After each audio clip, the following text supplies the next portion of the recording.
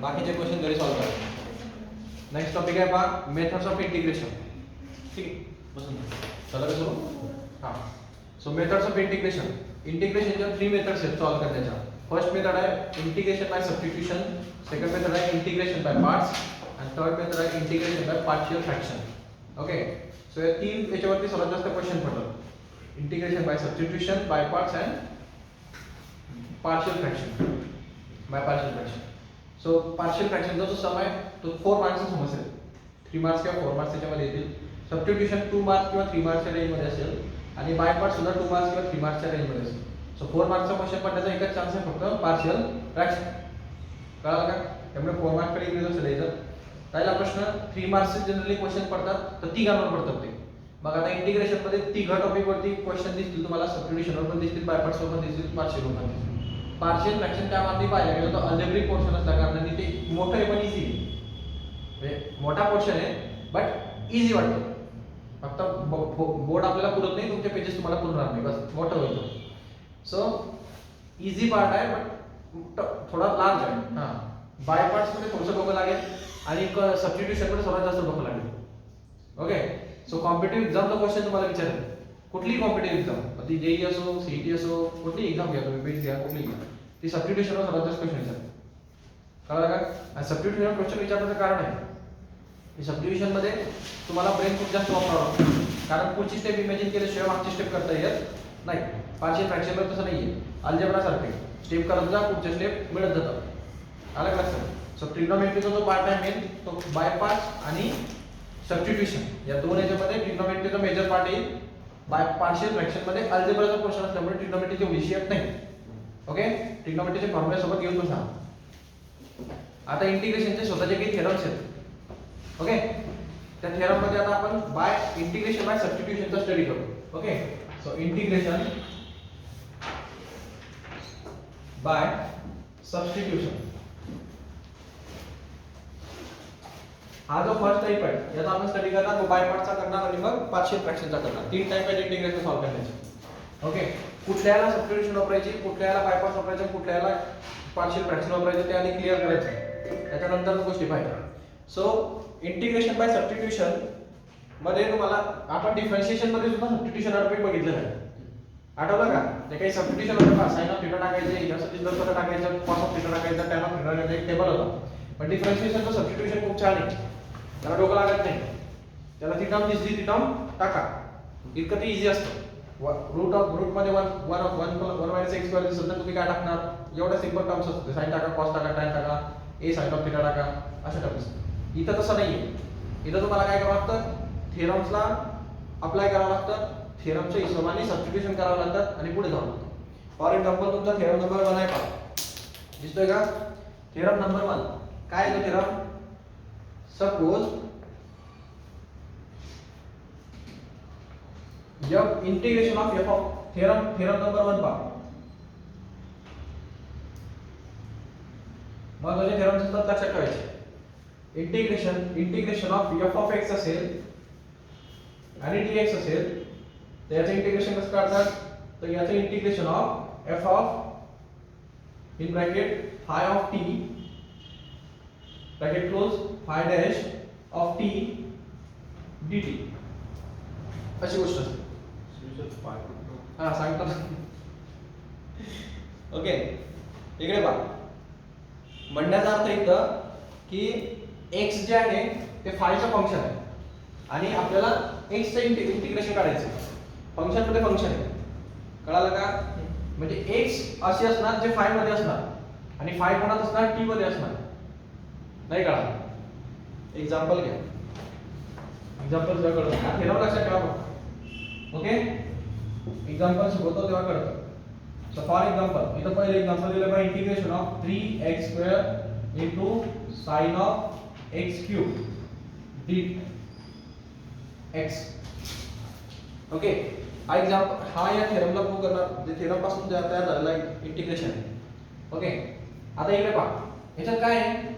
तर याचं म्हणणं आहे की function of phi of T म्हणजे एक फंक्शन असेल जे फाय आणि टी मध्ये असेल, म्हणजे इन टर्म्स ऑफ टी वगैरे काहीतरी असेल.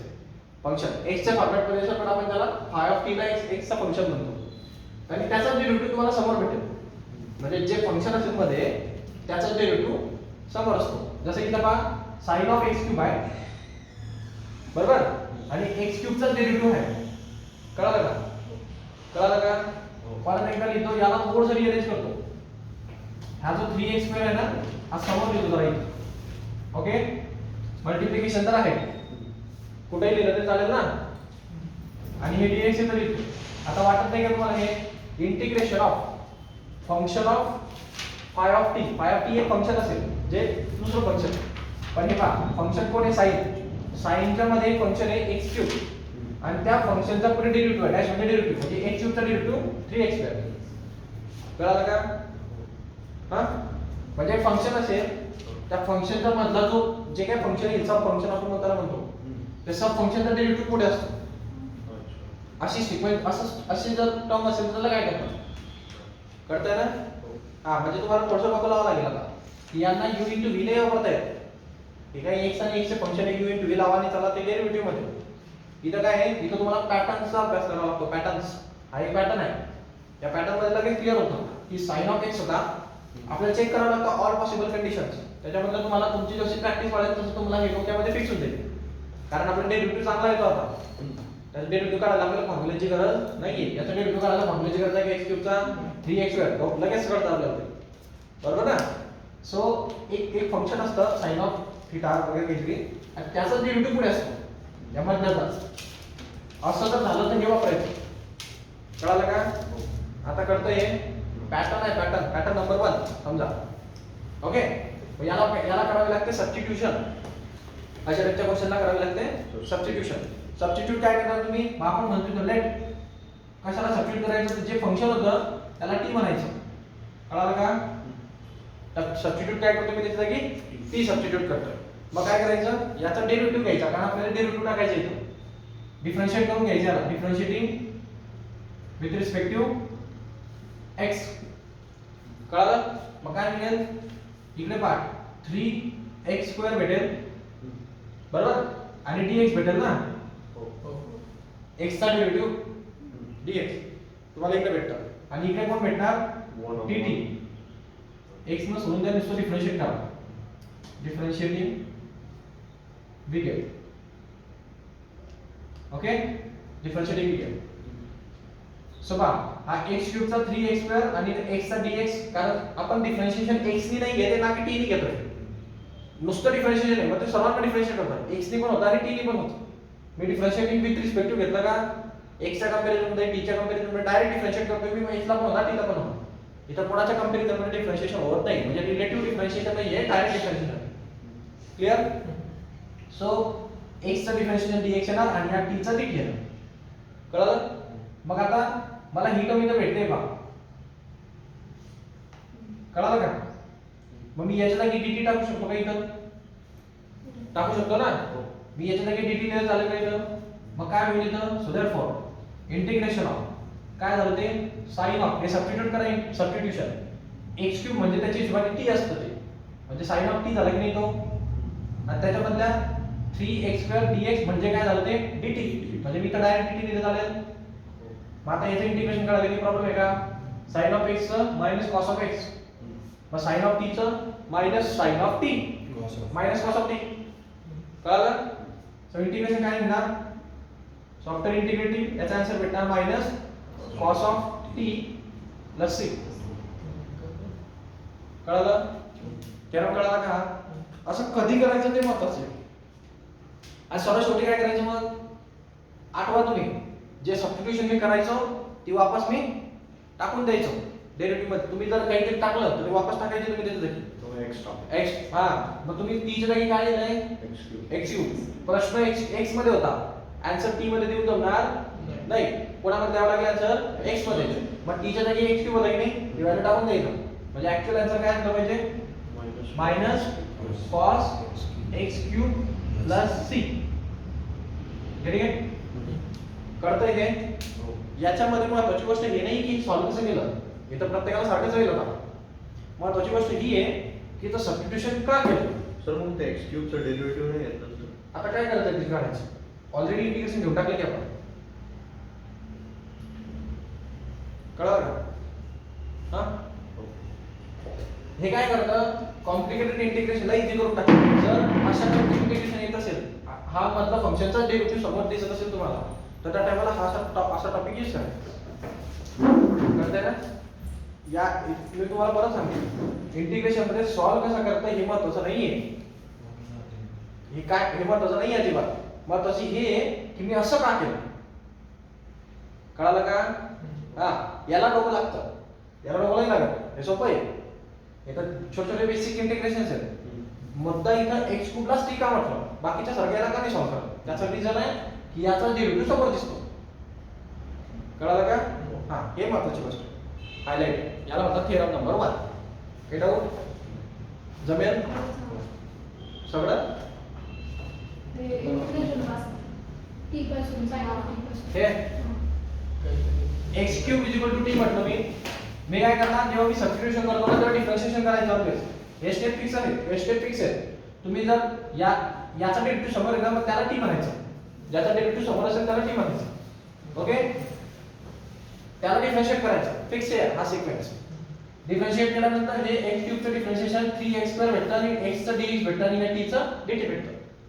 कळलं का? हे x चं डिफरन्शिएशन घ्यावं लागेल पुढे, बरोबर ना? आपण विथ रिस्पेक्ट टू x घेतोय का डेरिव्हेटिव्ह नाही, फक्त डिफरन्शिएट करतोय. सो x ने घेतला असता तर 1 लिहिला असता, पण x नाहीये तिथं. डेरिव्हेटिव्ह आपण विथ रिस्पेक्ट टू x घेत नाहीये, दिला नाही with respect to x, normal derivative आहे. सो हा dx पण येणार. मग ही जी टोटल टर्म आहे तुम्हाला इकडे क्वेश्चन मध्ये दिसते, मॅच होते ती, कारण तुम्हाला माहिती तुम्ही बनवलं तसे. मग याच्या जागी डायरेक्ट काय टाकायचं dt, म्हणजे सबस्टिट्यूट केलं पहा, आणि x क्यूब ची जागी काय टाकायचं t. त्याचं इंटिग्रेशन घेऊन जाऊ, शेवटी एक t ची व्हॅल्यू सबस्टिट्यूट. कळालं? पुढे पहा. आता याचे काही कोरोलरीज आहे.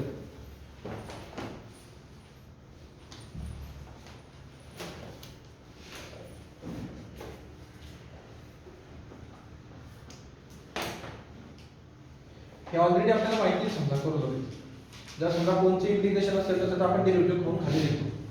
सो त्या कोरोलरीजचा अभ्यास करायची तुमची गरज नाही. क्लियर? हा थेरम नंबर 1 होता. याच्यापासून ते कोरोलरी तयार होते. काय तयार होते कोरोलरी? कोरोलरी म्हणजे त्याचे सब टॉपिक त्याला जॉइंट होऊन या थेरमला जॉइंट होऊन काही अजून थेरम तयार होतात. त्याचा सब थेरम आहे. इकडे लक्ष द्या रे, गप्पा नका करू. तो दरवाजा उघडा ठेव म्हणजे तो इक्वल तयार होते.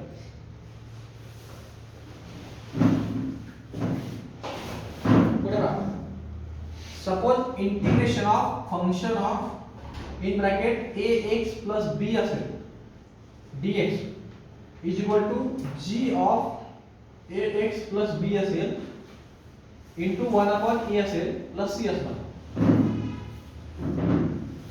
म्हणण्याचा अर्थ काय आहे? हे बघा, हे जे लिहितात आपण हे तुम्हाला सांगतोय मी काय हे समजलं तुम्हाला? हे phi of t जे फंक्शन असेल त्याचा डेरिव्हेटिव्ह समोर दिसतो. कळलं का? फंक्शन समजतं ना? sin cos tan cos sec cosec काही पण असू शकतं ते. तसं इथं फंक्शन ऑफ x आहे ax plus b अशा टाइपचं एक फंक्शन आहे. जे फंक्शन आहे आणि त्याचं इंटिग्रेशन कसं निघणार? आता हे आपण ऑलरेडी केलेलं आहे की जर सपोज फॉर एक्झाम्पल आता याचं म्हणण्याचा अर्थ काय आहे की जर इंटिग्रेशन ऑफ तर खाली एक्झाम्पल दिलंय बघा sec² 5x - 4 असेल. वाटत नाही की याच्या सारखं आहे म्हणून. फंक्शन म्हणजे sec² त्याचा थीटा कोण ax + b म्हणजे 5x - 4. कळालं का? हां, अशा टाइपचा क्वेश्चन आला. अशा टाइपच्या याला कसं सॉल्व्ह करतो आपण? आता हे आपल्याला ऑलरेडी शिकवलेलं आहे मी तुम्हाला. हे जे काय डायरेक्ट याचं काय इंटिग्रेशन निघतं आपलं tan of x, बरोबर ना? आणि त्या x च्या जागी ही टर्म आहे तर आपण त्याचं डेरिव्हेटिव्ह रेसिप्रोकल मध्ये घेतो. शिकवलंय ना? तोच थेरम आहे. फक्त त्याच्यावरून तयार झालं म्हणून त्याला कोरोलरी म्हटलं जातं. थेरम काय करतात? थेरम आहे ना, मग तो कसं काय तयार, तो कसं काय सांगितलं मी डेरिव्हेटिव्ह खाली घ्यायचा. ते इंटिग्रेशनचाच पार्ट होता पहिले, बेसिक इंटिग्रेशनचा. मग तो इथूनच आलाय असं पण नाही माझं. मी कुठून घेतलं ते? इथून घेतलं. सो हा थेरम तोच आहे जो मी तुम्हाला शिकवला होता आधी. हे आपण ऑलरेडी डिस्कस केलेलं आहे. sec² थीटाचं इंटिग्रेशन काय येणार? tan of theta. मग त्या हिशोबाने काय झालं ते इथं पहा tan of x म्हणजे काय 5x - 4 आलं पाहिजे, बरोबर? आणि या 5x - 4 चा डेरिव्हेटिव्ह आपण खाली घेतो. तो काय येणार? 5x चा 5 येईल आणि -4 चा 0, बरोबर? म्हणजे तो फक्त 5 झाला की नाही आणि इथं प्लस c. मग तुम्हाला वाटत नाही की हे मॅच झालेलं वाटतंय ना. हे जी म्हणजे काय त्याचं इंटिग्रेशन आहे ax + b as it is आहे पहा आणि 1 अपॉन a म्हणजे काय ह्या a ची जी व्हॅल्यू असणार तीच आली पाहिजे 5 कळतंय का. मग हे आपण ऑलरेडी डिस्कस केलेलं आहे सो याचा काही जास्त विचार करायची गरज नाही. कोरोलरी नंबर 2 पहा. थेरम पासून तयार झालेला सब थेरम्स असतात ते. हा थेरम महत्वाचा आहे, हा नवीन आहे तुम्हाला. रफ करू. Theorem number 3 sub theorem 2 second नंबरचा कोरोलरी. तो थेरम असा आहे integration of function of x raise to n f dash of x dx असेल तर याचे integration function of x raise to n plus 1 divided by n plus 1 plus c असतो. Okay, आता इकडे लक्ष द्या काय येते पहिले समजून घ्या. म्हणण्याचा अर्थ फंक्शन ऑफ x असेल काहीतरी मग ते काही असू शकतं sin of cos sin theta cos theta वगैरे वगैरे जे काय असेल x मध्ये त्याचा रेज टू n असणार म्हणजे त्याची पॉवर असेल काहीतरी. ओके, n म्हणजे काहीतरी 3 4 काहीतरी नॅचरल नंबर असू शकतो. ओके, आणि जे फंक्शन मध्ये आहे ना त्याचा डेरिव्हेटिव्ह समोर आहे मग ते चलन दे फंक्शन आहे त्याचा डेरिव्हेटिव्ह समोर. पण इथं काय होतं ही डिग्री जी होती ती ऑलवेज 1 होती मग त्यामुळे त्याचा काही विचार आपण करायची गरज नव्हती. पण समजा ही डिग्री प्रत्येक वेळी 1च राहील का ते चेंज होऊ शकते. मग ती किती झाली समजा आता n झाली. मग ऍक्च्युअली या थेरम मध्ये काय फरक पडला तर थेरम तोच आहे की जर असं असेल तर आपण काय करतो हे जे फंक्शन ऑफ x असेल त्याचं डायरेक्ट इंटिग्रेशन घेतो पहा. आठवा पहा मी तुम्हाला डायरेक्ट काय सांगितलं होतं हे जे असेल हे टर्म डायरेक्ट त्याचंच इंटिग्रेशन घेतलं जातं है ना. sin ऑफ t आलं होतं पहा इथं sin ऑफ x क्यूब होतं की नाही तर डायरेक्ट sin ऑफ t चं इंटिग्रेशन घेऊन आपण मोकळे झालो म्हणजे डायरेक्ट फंक्शनचं इंटिग्रेशन घेऊन मोकळं व्हायचं. आठवलं का. तसं इथं पण होणार ना हे डायरेक्ट फंक्शनचं इंटिग्रेशन घ्यावं लागेल पण ते इंटिग्रेशन घेताना हे पॉवरचा रोल येतो आता इथे कारण ते 1 असेल तर 1च राहते बट ते जर n असेल तर n प्लस 1 आपण n प्लस 1 होईल ना त्या फॉर्म्युल्याने. कळालं का. हा फॉर्म्युला नाही का त्याला sir x raise to n चा फॉर्म्युला हा चिटकवला तरी देतो तो म्हणजे त्याची एक वेगळी फॉर्म तयार झाला त्याचा. आता हे क्वेश्चन पहा कसा तयार खाली एक क्वेश्चन दिलाय का तुम्हाला इंटिग्रेशन मध्ये जसं फॉर एक्झाम्पल मध्ये काय सांगितलंय integration of sin inverse of x चा होल ब्रॅकेट क्यूब दिसतंय ना divided by 1 minus x square square root मध्ये आणि हा dx कळतंय. हा क्वेश्चन दिलाय तुम्ही नीट जर ऑब्झर्व केलं तर sin इनव्हर्स ऑफ x चा डेरिव्हेटिव्ह काय असतो 1 upon square root of 1 minus x square. sin inverse of x चा डेरिव्हेटिव्ह असतो ना मग तुम्हाला दिसत नाही का तो इथे खाली लगेच कळतं की नाही. मग मी याला सेपरेट लिहू शकतो का असं थोडंसं मी याला असं लिहिलं तर 1 upon square root of 1 minus x square आणि मग हा dx चालेल का असं बाजूला डिवाइड तर आहे मल्टिप्लिकेशन मध्ये लिहिता येईल असं. याचा बेनिफिट काय झाला एक फंक्शन आहे त्या फंक्शनचा डेरिव्हेटिव्ह समोर आहे फंक्शन आहे त्याचा डेरिव्हेटिव्ह समोर आहे पण त्याच्यामध्ये त्या फंक्शनची काहीतरी पॉवर आहे 3 म्हणजे ते असं झालं फंक्शनची पॉवर आणि त्याचा डेरिव्हेटिव्ह समोर. मग काय करायचं ते फंक्शन घ्यायचं त्याचा n प्लस 1 आपण n प्लस 1 करून टाकायचं. कळलं का. आता या ठिकाणी फंक्शनचा डेरिव्हेटिव्ह घ्यायचं फंक्शनचं इंटिग्रेशन नाही घ्यायचं ॲज इट इज फंक्शन घ्यायचे कारण याच्यामध्ये फरक आहे. या ठिकाणी इंटिग्रेशन घ्या म्हणत होतो याची टर्म असेल तर या ठिकाणी राईट साईडला काय होतं तो इंटिग्रेशन त्या फंक्शनचं म्हणून आपण साइनचं इंटिग्रेशन घेतलं होतं. या ठिकाणी इंटिग्रेशन साइन आहे का आहे का इंटिग्रेशन साइन म्हणजे या ठिकाणी इंटिग्रेशन घ्यायची गरज नाहीये डायरेक्ट फंक्शन टाकायचं म्हणजे याचा आन्सर डायरेक्ट काय असलं पाहिजे जर ही कंडिशन सॅटिस्फाय होत असेल तर आन्सर असलं पाहिजे f ऑफ x म्हणजे 1 sin इनव्हर्स ऑफ x. कळालं का.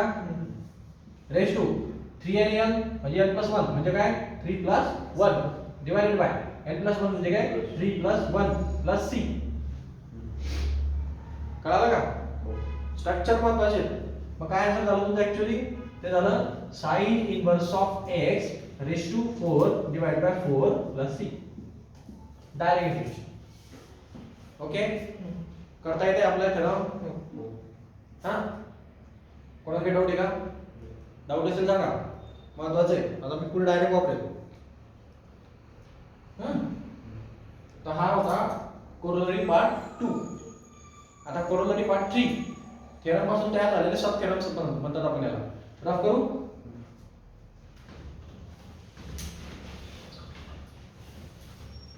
तर किती theorem ऍक्च्युअली या पहिल्या थेरमचे 4 कोरोलरीज आहेत. त्याच्यानंतर अजून theorem आहे. हा अजून दुसरा थेरम मग त्याचे कोरोलरी असं असतं. थर्ड कोरोलरी पहा. Function of F of x असेल आणि त्याचा डेरिव्हेटिव्ह तुम्हाला वरती भेटला तर काय करणार. म्हणजे जसं की corollary number 3 F integration of F of x F dash of x upon F of x असेल तर याचं इंटिग्रेशन कसं करायचं. तर log of F of x घ्यायचं.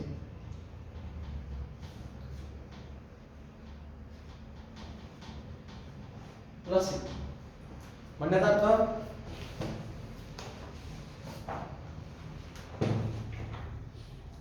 अर्थ असा आहे की जर तुम्हाला असं आलं की खाली एक फंक्शन दिलंय आणि त्याचा डेरिव्हेटिव्ह वर दिलाय.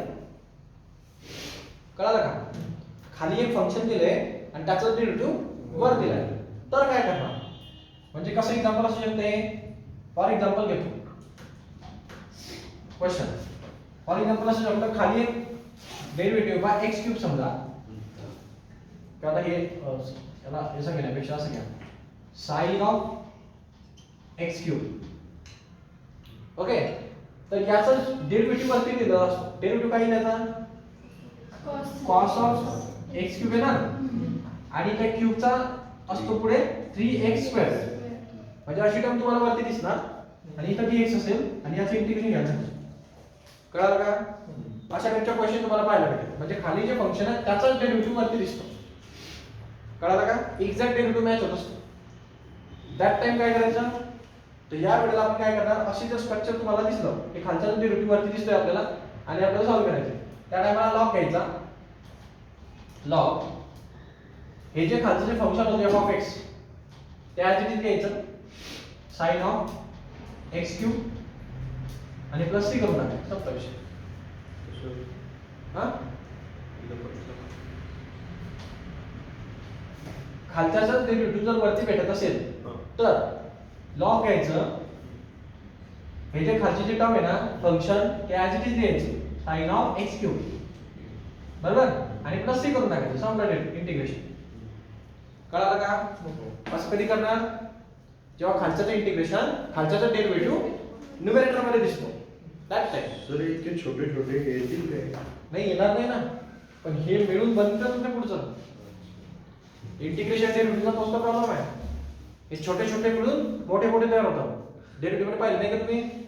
सुरुवातीला जो फर्स्ट एक्सरसाइज होता तो किती मोठा झाला पुढे बोर्ड पुरायचं नाही आपल्याला. ते लहान लहान मिळून मोठा बनत जातो.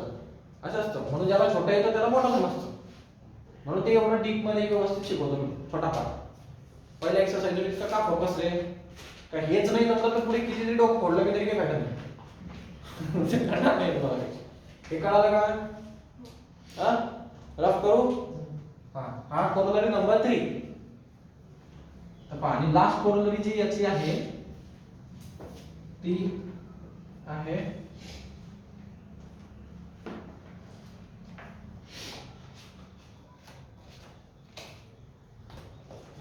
Integration of f dash of x upon square root of f of x जर असेल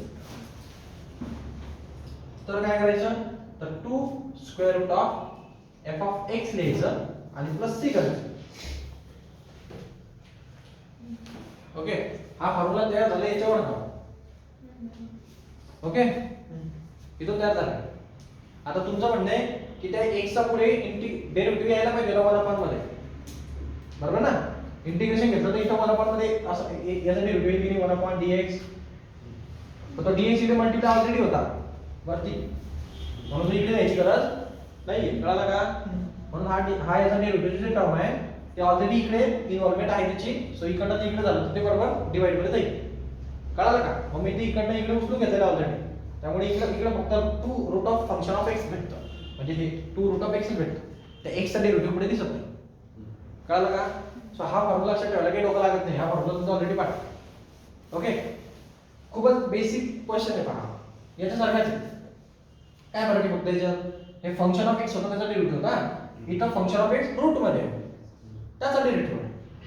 कळलं का? म्हणजे कशा टाइपचं असेल हे? तर हे पहा, फॉर एक्झाम्पल घेतोय हा. एक्झाम्पल ते दिले पाहिजे. इंटिग्रेशन करा 1 upon x log of x root मध्ये dx.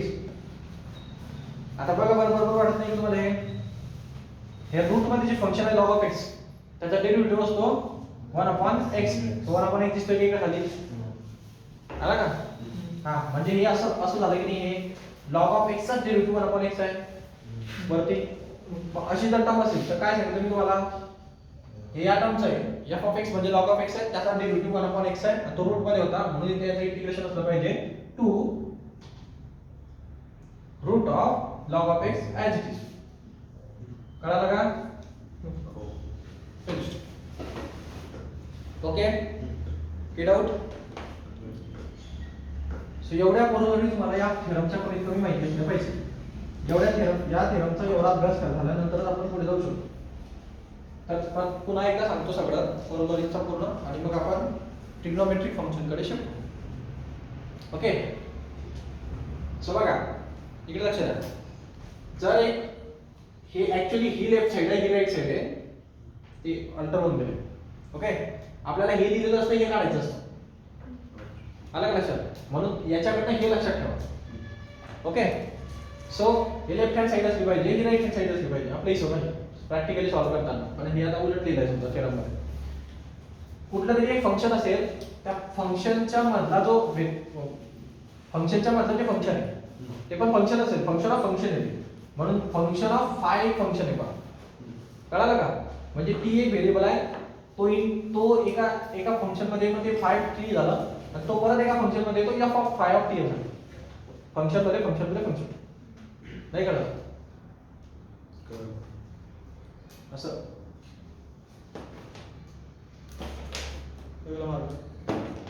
म्हणजे एक टी एक व्हेरिएबल असेल, तो एक अल्जेब्रिक आयडेंटिटी आहे, जसं की एक्स क्यूब.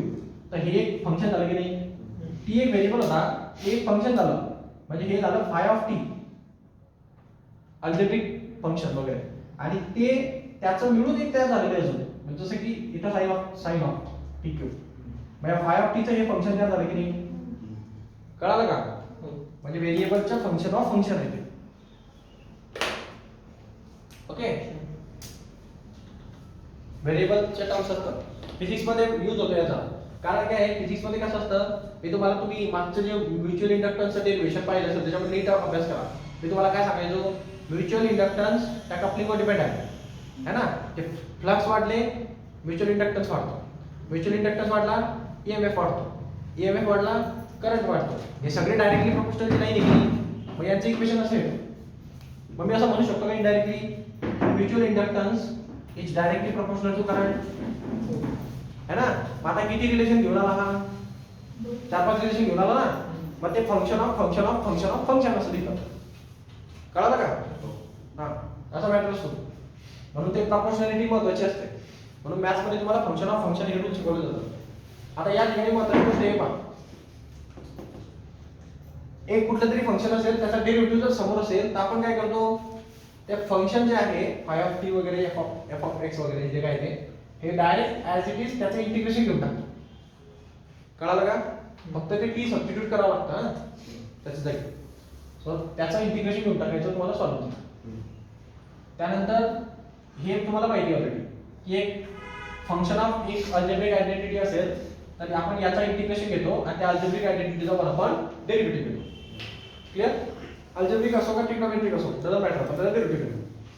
त्यानंतर फंक्शन रेश टू एन असेल तर हा सेम फॉर्म्युला आहे, फक्त एन असल्या कारणाने काय होतं, इथं इंटिग्रेशन घ्यायची गरज पडत नाही, डायरेक्ट एफ ऑफ एक्स लिहायचं इथं. म्हणजे ही डायरेक्ट पहिली टर्म ऍज इट इज लिहून टाकायची, पहिली टर्म फक्त n + 1 करायचं. कळलं का? हिची फर्स्ट टर्म असेल की नाही डेरिव्हेटिव्हची सोडून याच्या एडा ऍसिडिटी द्यायची इथं n मध्ये +1 करायचा आणि खाली तेच n +1 करून लिहून टाकायचं. काही इंटिग्रेशन घ्यायची गरज नाही, काही घ्यायची गरज नाही काहीच. ओके. तिसरी गोष्ट आहे, एक फंक्शन असेल त्याचा डेरिव्हेटिव्ह वरती असेल डिनोमिनेटरमध्ये ऍज इट इज, तर या टायमाला डायरेक्ट लॉग घ्यायचा, डायरेक्ट ते फंक्शन लिहून टाकायचं. सब लक्ष म्हणजे डायरेक्ट डिनोमिनेटर लिहून टाकायचं समोर. कुठलाच इंटिग्रेशन घ्यायची गरज नाही, डायरेक्ट फॉर्म्युला यूज करायचा. ओके, कळतंय ना? पुढे पहा, रूट मध्ये जर फंक्शन असेल त्याचा डेरिव्हेटिव्ह समोर असेल तर याला हेच हे फक्त लॉगच्या ऐवजी root of F of X च्या समोर 2 येते तिथून. ओके, असं आहे ते. या दोन फॉर्म्युला तयार झाले. 1/x च्या हिशोबाने log of x होतं, सो इथं ते होतं 1/f of x ना, 1/f of x. आता डेरिव्हेटिव्ह होता त्याचा, हा ऍक्च्युअली इकडे राहणार आहे पण तो इकडे आलेला आहे, म्हणजे याचा डेरिव्हेटिव्ह पुढे घ्यावा लागतो ना आपल्या रेसिप्रोकल मध्ये, तो होऊन इकडे पण टिकला झालेला असतो, पण ऍक्च्युअली हा 1/x आहे. नाही समजलं? ह्याच्या f of x कुठं असेल ऍक्च्युअली इंटिग्रेशनच्या हिशोबाने? हा इथं असेल ना, 1/f of x. कळालं का हे? हे जे फंक्शन घेतलं तुम्ही त्याचा डेरिव्हेटिव्ह घ्यावा लागतो खाली, मग हे इकडे आलेलं आहे मल्टिप्लाय होऊन, मग त्याला आपण ऑलरेडी कन्सिडर केलं म्हणजे इकडे आपण कन्सिडर करत नाही. मग ऍक्च्युअली हा काय होता, 1/f of x होता, म्हणजे 1/x होता. कळलं का? म्हणून त्याचं ते log of x आलं. Okay okay. सो हे दोन फॉर्म्युला लक्षात ठेवायला काही मोठा प्रॉब्लेमॅटिक नाहीये, कारण आपल्या फॉर्म्युल्याची जजमेंट आहे त्याच्यात बाकीचे थोडेसे आहेत. हे पण फॉर्म्युला आपल्याला ऑलरेडी पाठ आहे, म्हणजे फक्त फॉर्म्युला दोनच लक्षात ठेवायचे. ठीक आहे, जाऊ पुढे.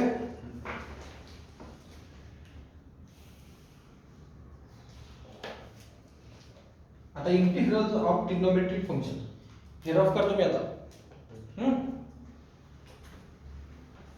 सर ते इंटिग्रल्स ऑफ ट्रिग्नोमेट्रिक फंक्शनचं काहीतरी डिलीट केलं. डिलीट केलं? काय सिलेबस वर काढून टाकलंय इंटिग्रल टाइप? सिलेबस जो मिनिमाइज केलाय ना तो एकदा मला सांगा, कारण काय ते तेवढंच काढलं इंटिग्रल ऑफ टाइप काय ते कळलंच नाही. इंटिग्रल 3.32 3.32 येते. 3.32 आणि 3.5 मायनस केले, दोनच टॉपिक काढलेत पण 3.32 आणि 3.5 ला मार्क करून घेतो.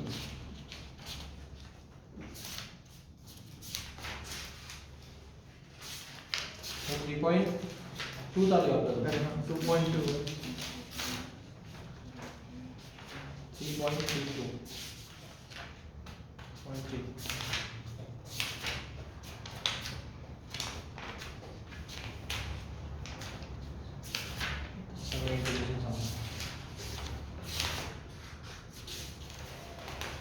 ते काही नाही, एक एक्स्ट्राचा पार्ट काढलाय पण काही फायदा गेला नाही तुमच्या आयुष्यात.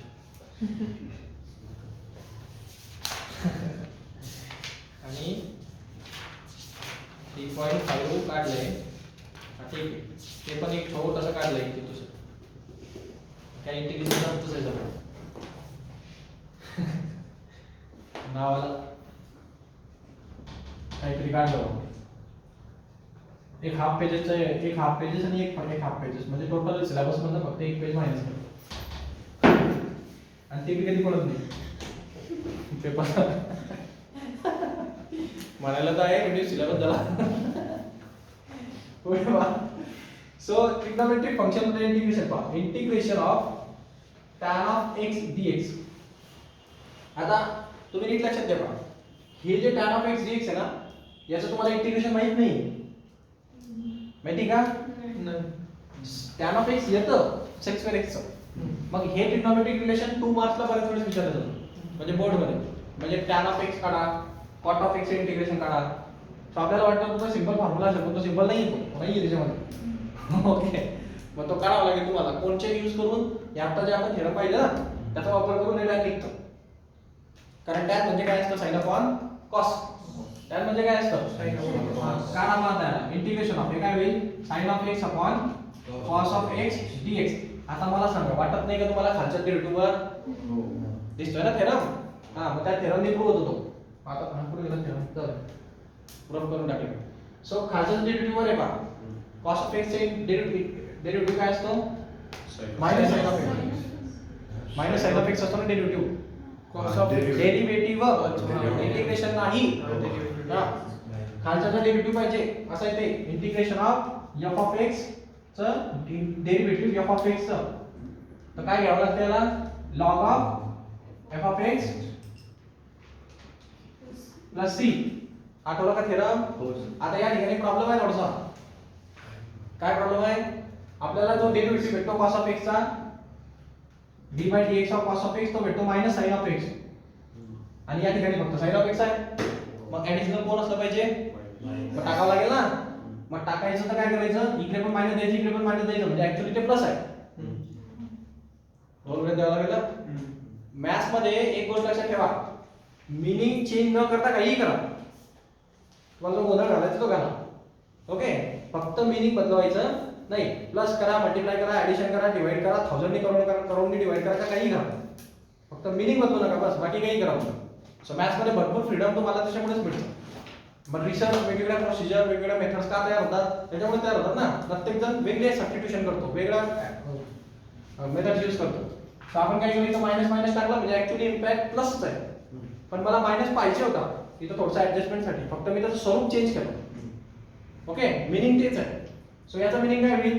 cos ऑफ x चा डेरिव्हेटिव्ह वरती किती मायनस sin ऑफ x. काही सोबत काय झालं पाहिजे? log of cos of x plus c. बरोबर ना? हे खालचं लिहून टाकायचं इथं फंक्शन ऑफ x म्हणून. कळतंय का? मग काय होईल? Minus log of cos of x plus c. Finish. हा टॅनचा डेरिव्हेटिव्ह असला, इंटिग्रेशन असलं पाहिजे. ओके, कळलं काय? हा. आता इकडे लक्ष द्या, खूप महत्त्वाची गोष्ट आहे. हे मायनस असणं म्हणजे इथं मायनस वन आहे ना. वन तर मल्टिप्लाइड असतो की नाही. लॉग मध्ये तुम्हाला एक नियम शिकवलाय मी. लॉग मध्ये इकडची टर्म जी असते ती याच्या डोक्यावरती असते इथं. बरोबर ना? म्हणजे मी याला असं लिहू शकतो का? log of cos of x raise to -1. चालेल का असं? आणि रेज टू -1 चं मीनिंग असतं रेसिप्रोकल. रेसिप्रोकल ना, बरोबर ना? मग काय लिहू शकतो मी याला असं? log of 1 upon cos of x लिहू शकतो का? हा? आणि 1 अपॉन cos ऑफ x काय असतं? सेकंड्स. कळलं का? कळलं का हे? मग tan ऑफ x चे इंटिग्रेशन काय आहे? log of seconds. सर मग डायरेक्टली tan x आला तरी टाकलं सर. मग डायरेक्ट टाका ना. पण एक कधी कधी 2 मार्क्सला विचारतात ना बोर्ड. हे पाठच करायचं तुम्हाला. tan ऑफ x चे इंटिग्रेशन log ऑफ सेकंड्स असतं म्हणून. फॉर्म्युला आहे. फॉर्म्युला म्हणून हा, ऍड करायच्या मध्ये. ओके, बेसिक आयडेंटिटी आपल्याला माहिती असली पाहिजे. tan म्हणा, cot म्हणा वगैरे, है ना? बेसिक माहिती असलं पाहिजे आपल्याला. सो हा फॉर्म्युला ऍड करा. पण काय टाकायसाठी लक्षात घ्या, बोर्डला विचारलं जातं. ओके, नोटबुक काढून घ्या जरा रे काहीतरी.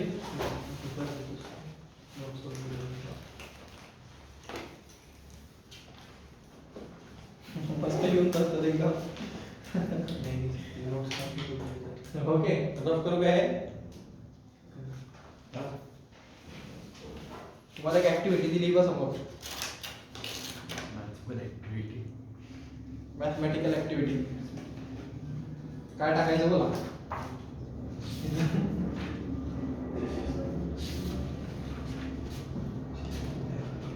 Feeling the blanks. Filling the blanks. त्याच्यामध्ये बरेच एक्झाम्पल आहेत. एक्सरसाइज शिकवायला पण वेळ लागेल. ते फिलिंग द ब्लँक्स करता येईल का तुम्हाला? का सांगू?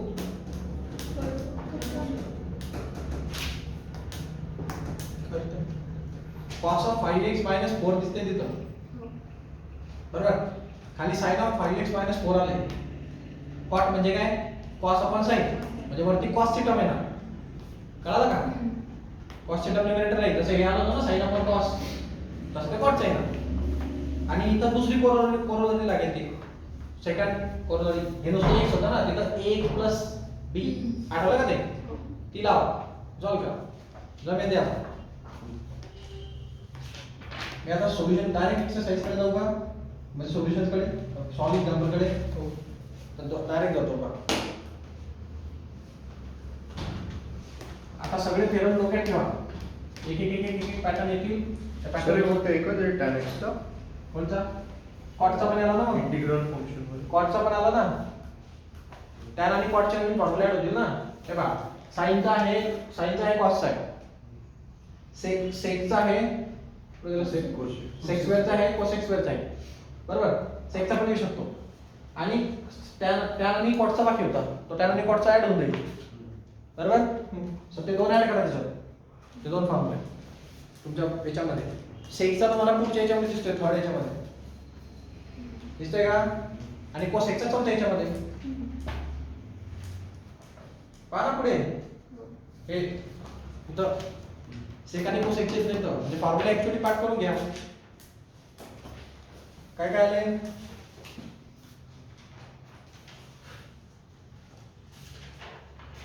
हे पहा टॅनचं इंटिग्रेशन आलं, टॅन ऑफ एक्सचं इंटिग्रेशन ते आलं तुमचं log of sec x plus c. Okay. Cot of एक्सचं काय आलं इंटिग्रेशन,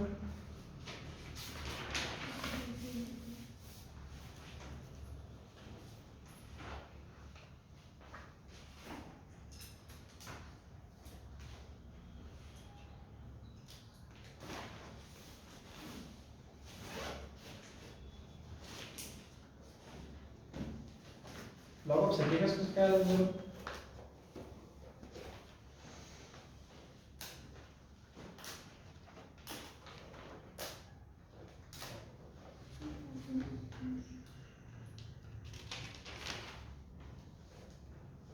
कशाचं सर, कॉट एक्स ना.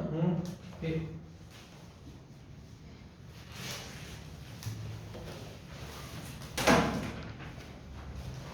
लॉग ऑफ साइन एक्स आहे sir.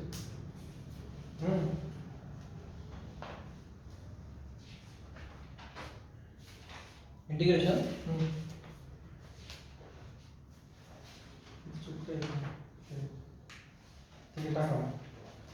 log of sin of x in this. So integration of cot of x. So काय log of sin of x. Okay. Let's see.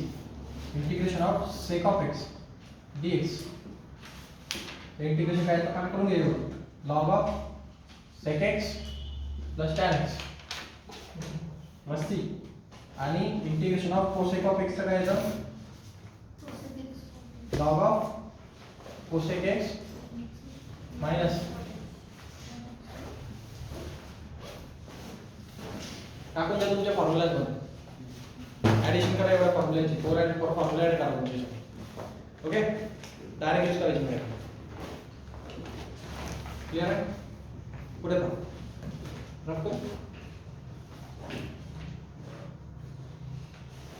Rough करू का. हो.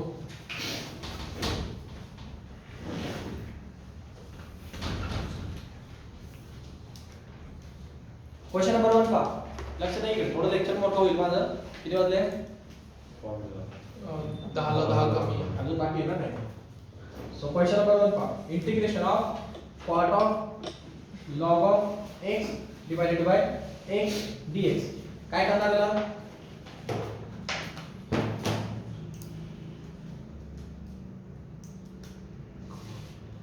One upon x आहे ना हा. One upon x चा log of X चा derivative आहे ना तो. नाही कळाला. थेरमचा विचार करा ना तुम्ही, थेरम वरती क्वेश्चन आणार आहेत ना. हे function of x, function of F of x, F of phi of T आहे आणि त्याचा डेरिव्हेटिव्ह समोर आहे पहा. आठवलं का तो, म्हणजे काय करावं लागतं इथं, इथं सबस्टिट्यूट करावं लागतं. लॉग ऑफ एक्स ला काय टाकावं लागेल, टी. आठवलं का. तो इथं काय सबस्टिट्यूट करेल मी, let log of x is equal to t. Clear. काय होईल मग, इंटिग्रेशन ऑफ याचा डेरिव्हेटिव्ह घ्या. मी सांगितलं होतं ना डिफरन्शिएट करायचं. डिफरन्शिएट करायचं म्हणजे काय भेटणार, 1 upon x log of x आणि x चा पुढे काय भेटणार, dx इज इक्वल टू हा dt भेटणार. कळलं काय हे. हो. मग काय भेटेल, हा 1 अपॉन x आणि हा dx, याच्या जागी मी डायरेक्ट dt टाकू शकतो का, टाकू शकतो का. मग काय भेटेल, इंटिग्रेशन ऑफ हे कॉट ऑफ तसं राहील, लॉग ऑफ x च्या जागी डायरेक्ट t लिहिता येईल, लॉग ऑफ x च्या जागी t, आणि हे 1 अपॉन x आणि dx च्या जागी डायरेक्ट dt लिहिता येईल. मग इतकं सिंपल झालं की नाही हे. आता कॉट ऑफ t चं इंटिग्रेशन काय असतं, पाहिलं आपण मागेच, लॉग साइन ऑफ x है ना, log of sine of x, x जागी कोण आहे इथं टी, बरोबर की नाही, प्लस सी. कळलं? टी ची व्हॅल्यू टाकून द्या. काय घेतली होती? लॉग ऑफ एक्स घेतली होती. मग टाकावी लागेल ना. मग काय भेटेल तुम्हाला answer? Log of sine of log of x plus C. कळलं? हा. आता डायरेक्ट जर थेरमचा यूज केला तरी वापरता येईल. डायरेक्ट थेरम काय म्हणतो? जे काय तुमचं फंक्शन आहे, थेरम काय म्हणतो डायरेक्ट तो, की एफ इंटिग्रेशन. थेरम आठवा का? सीईटी साठी डायरेक्ट थेरम वापरायचा, बोर्डला लिहायचं. आलं का लक्षात? हे बोर्डला एक्सप्लेनेशन केलंय मी एवढं. हे डायरेक्ट निघतं. हे डायरेक्ट निघतं ना. कसं काय? का integration of F of phi of T होतं ते, आठवलं का? आणि त्याचा derivative phi dash of T समोर होता पास. कळालं? तर याचं इंटिग्रेशन कसं होतं? Integration of F of x plus C. बरोबर? आठवलं का ते? पहिला थेरम बिलकुल फर्स्ट. त्याच्याने काय लिहिलं जातं सर? सो या हिशोबाने integration of F of x म्हणतो हा. मग इंटिग्रेशन कोणाचं घ्यायचे तुम्हाला? त्या याच्याने पाहायला गेलं तर कॉट ऑफ लॉग ऑफ एक्सचं इंटिग्रेशन घ्यायचं. कोणाचं? एफ ऑफ एक्स म्हणजे कोण? Cot of log of x ना, कंप्लीट. हे पूर्ण हे एक्स आहे आणि हे पूर्ण फंक्शन आहे. हे पूर्ण फंक्शन आहे म्हणजे. सो इंटिग्रेशन आपल्याला कोणाचं घ्यायचंय? Cot of log of X. याचं इंटिग्रेशन डायरेक्ट जमतं की आपल्याला? कॉटचं इंटिग्रेशन काय असतं? साइन ऑफ म्हणजे log of sine of X. बरोबर? साइन ऑफ आणि लॉग ऑफ साइन आणि एक्सच्या ठिकाणी कोण आहे? Log of X. कळालं का? कळालं का? डायरेक्ट आन्सर भेटतो. पुढे का रफ करू? शॉर्टकट पण समजून घ्या, लॉंग कट पण समजून घ्या. बोर्ड म्हणतं सबस्टिट्यूशन करून सॉल्व करा, कॉम्पिटिटिव्ह म्हणते डायरेक्ट टाका.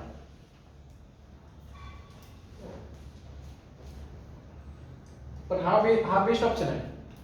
म्हणजे याच्याने काय होईल? क्वेश्चन चुकण्याचा चान्सेस होत नाही. कारण प्रत्येक वेळेला तुम्हाला अशी ऍडजस्टमेंट दिली जाईल शब्द भाग नाही. ते व्हॅल्यू शकते. ते व्हॅल्यू जरी झाली तर त्याच्यामध्ये काम होऊन जातं. मग बोर्डच्या हिशोबाने अभ्यास करायचा, ते आपण दोन शॉर्टकट आपोआप येतात. पुढचा क्वेश्चन.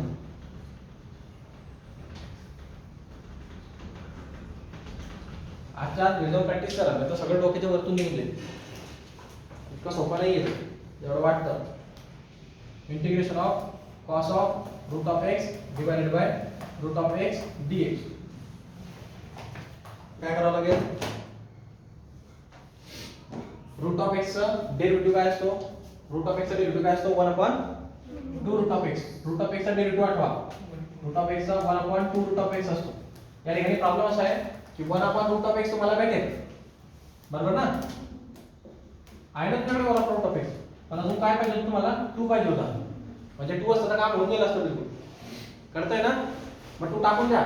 मग खाली जर 2 टाकला तर वरती पण 2 टाकावं लागेल. कळतंय का? ऍडजस्टमेंट. लाईफ मध्ये काय करायचंय? ओके. सो पुढे पहा. मग या हा फंक्शन ऑफ एक्स आहे आणि त्या एक्स चा डेरिव्हेटिव्ह समोर आहे. झालं की ऍडजस्ट? मग काय करतो आपण डायरेक्ट याला? मग पहिले आपण याला असं करताना पहिले सबस्टिट्यूट करतो टी. बोर्डच्या हिशोबाने सांगतो. बोर्डच्या हिशोबाने काय? Let T is equal to root of X. Root of X T घेणार ना, त्याचा डेरिव्हेटिव्ह आहे म्हणून. मग काय करणार? डिफरन्शिएट करणार. बरोबर? टी चं काय होणार? dt. आणि रूट ऑफ एक्स चं 1/2 रूट ऑफ एक्स. ओके. आणि x च्या पुढे काय? dx. कळतंय का? आता ही कंप्लीट टर्मला मी dt टाकू शकतो का इथं? हो. है ना? ती तयारच होते. तुम्ही ऍडजस्टमेंट कसं केलंय? ओके. सो पहा मग इथं dt टाकता येईल आणि हे रूट ऑफ एक्स ला dt टाकायचं. सो काय भेटणार? Integration 2 is equal to cos of root of x म्हणजे cos ऑफ t झालं की नाही ते? बरोबर? आणि 1/2 रूट ऑफ x dx ला डायरेक्ट dt. हे प्रॉब्लेम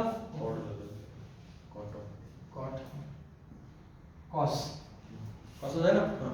करते रे. cos ऑफ t चे इंटिग्रेशन काय आहे? sin of x. बरोबर? सो त्या हिशोबाने काय झालं?